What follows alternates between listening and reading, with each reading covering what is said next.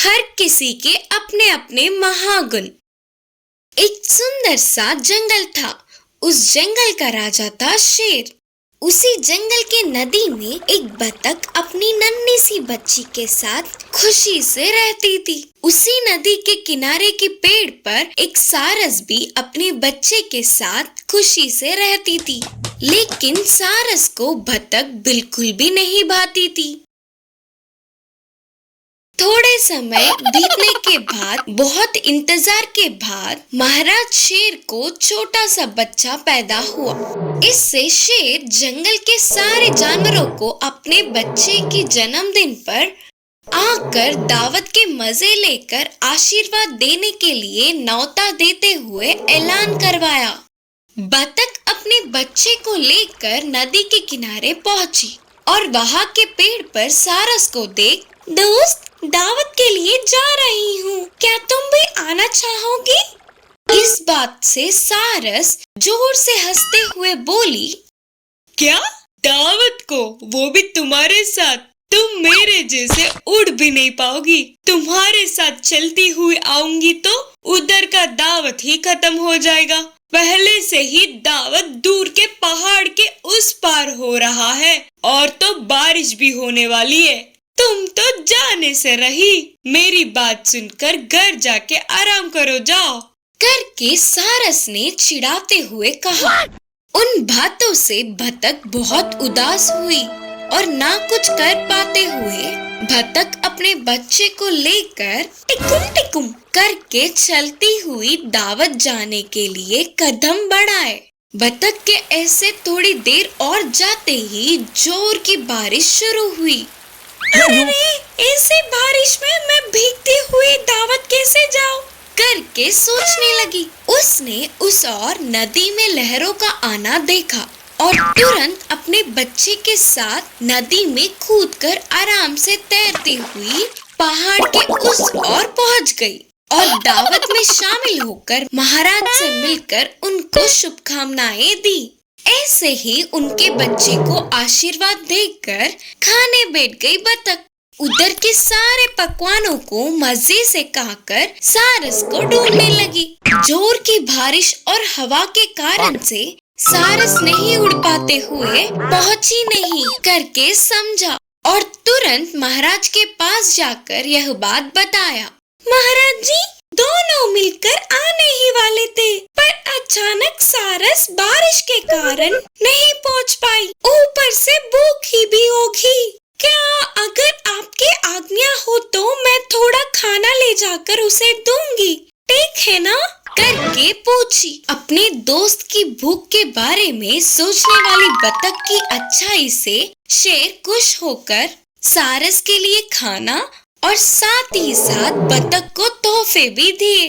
दावत से लौटने वाली बतख को देख सारस चौंक गई। बतख उसकी तरह उड़ नहीं पाई, फिर भी अच्छे से तैर सकती थी करके हर किसी में एक दूसरे में ना होने वाले गुण योग्यता होंगे करके उसे समझ आ गया। उस दिन से सिर्फ बतख को ही नहीं, किसी भी छोटे जीव को सारस ने कम नहीं समझा। कृतज्ञहीन भाग। एक जंगल था। उस जंगल का राजा था शेर। उसी जंगल में एक बाघ भी रहता था। वह बहुत ही बुरा था। बाघ की इच्छा थी कि वह उस जंगल का राजा बने। उस बाघ के साथ हमेशा एक लोमड़ी और एक भेड़िया दोनों घूमते थे। वे दोनों बाघ के किसी जानवर को मार के खाने के बाद की बचा हुआ आहार खा के जी रहे थे।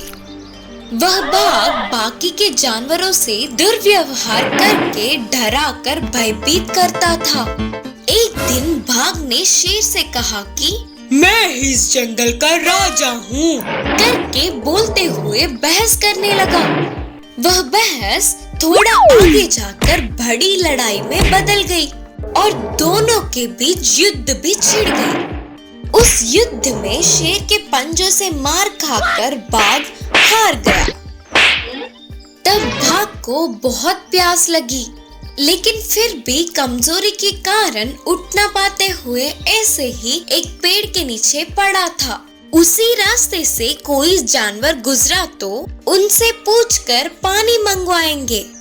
तभी उस तरफ उसके साथ ही रहने वाले लोमड़ी और भेड़ियों का आना भाग ने देखा। अरे ओ लोमड़ी और भेड़िया, रुको रुको, मैं उस शेर के हाथों में बहुत मार खा के प्यास से तड़प रहा हूँ, इधर से उठ भी नहीं पा रहा हूँ। तुम दोनों जरा नदी के पास जाकर मेरे लिए थोड़े पानी लेते आओ ना, करके उनसे पूछा। लेकिन वे दोनों ही बाघ को अनसुना और अनदेखा करके उधर से चले गए।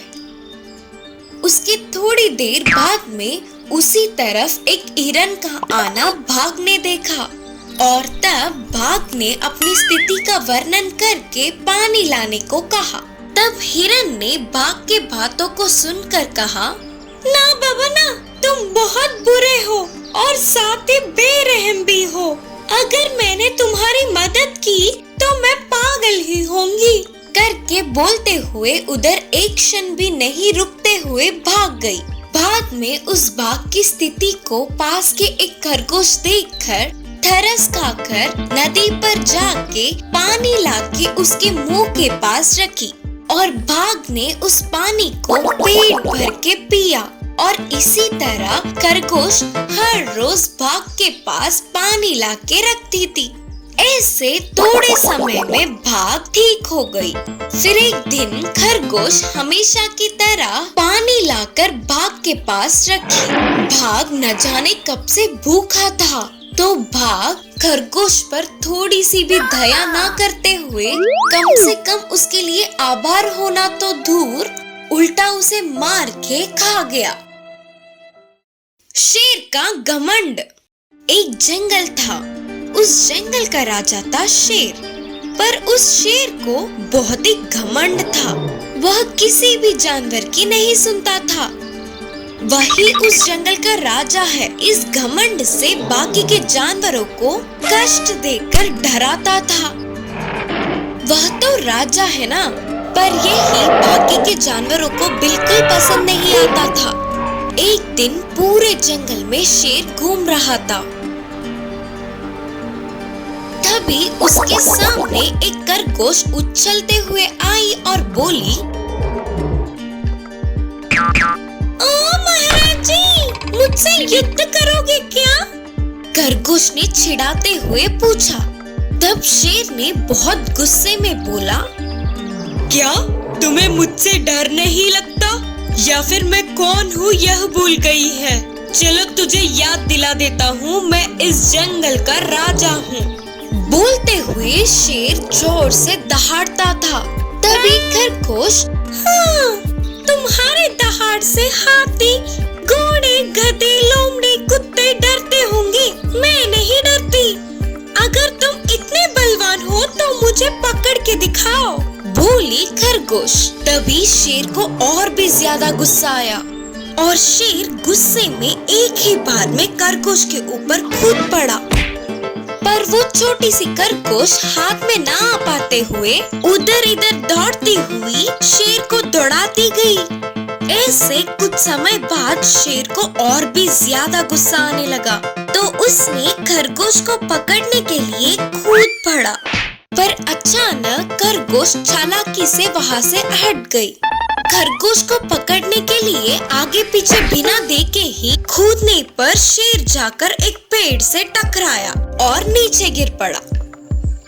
तभी छोटी सी खरगोश शेर को देखकर बोली, मुझे ही पकड़ नहीं पाए और मुझसे युद्ध क्या करोगे?